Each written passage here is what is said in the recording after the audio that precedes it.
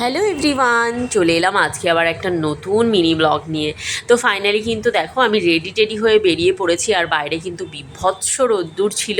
তো আজকে কিন্তু ভর দুপুরে বিনির স্কুলে যাচ্ছি, কারণ বিনির স্কুলে কিন্তু প্যারেন্টস মিটিং ডাকা হয়েছে।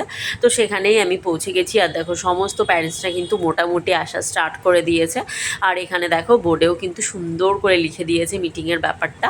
তো ফাইনালি কিন্তু আমাদের মিটিং টিটিং সমস্ত কিছু ডান। তো এখন আমি বেরাচ্ছি, আর আমি কিন্তু আজকে জয়কে বলেছি আসার জন্যে, কারণ আমাদের বাজারে কিছু টুকিটাকি কাজ রয়েছে সেই জন্যে। আর দেখো স্যার কিন্তু চলেও এসেছে। তো এখন দুজনে বেরিয়ে পড়বো বাজারে, কারণ বাজারে একটু শপিং করব, কারণ সামনেই পয়লা বৈশাখ। তো মেট্রো বাজারে ঢুকবো সেটাই ভাবছি। তো মেট্রো বাজারে গিয়ে কি কি কিনবো সেটাও তো তোমাদের সাথে শেয়ার করব অবশ্যই।